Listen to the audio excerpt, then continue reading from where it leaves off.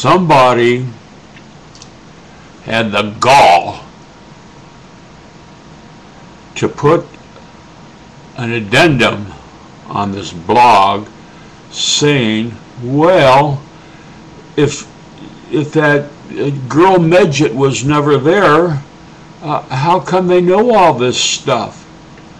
Well, she never went to the beach. She went to the beach once in '56, never in '57. But her father rented a cabin up in the Malibu colony, and every morning he'd walk that 200 yards on his morning constitution, and you know what that is, down towards the pier. Well, here's the quirky part. You know what quirky means? He'd write that stuff. Although he was a distance away from the old shack, and I know you saw that shack in that, what's that, Stoked, page, I think it's 57. Look at that photograph, and then you'll understand why I'm telling you this. So, here's the point. She was never there.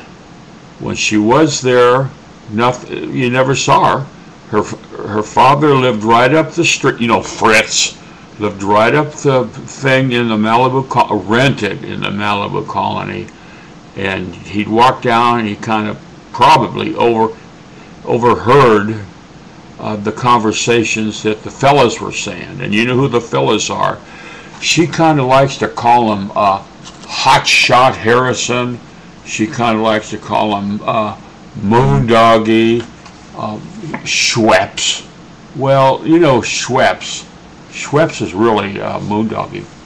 But nobody knows that except for guess whom. Well, they were called the Go-Heads. Can you picture that? A bunch of guys up at Malibu called the Go-Heads. Wow.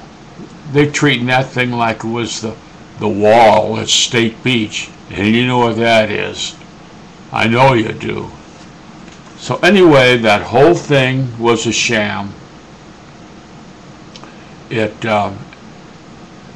never happened the way that Fritz wanted it to happen. You know, and plus the fact, Fritz didn't write that screenplay.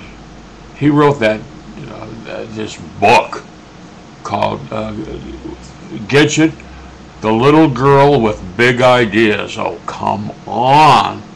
Here's my arm. Give me a break. Anyways, irregardless or regardless, that whole thing was a sham, and Gabriel Upton is the one that made that thing fly.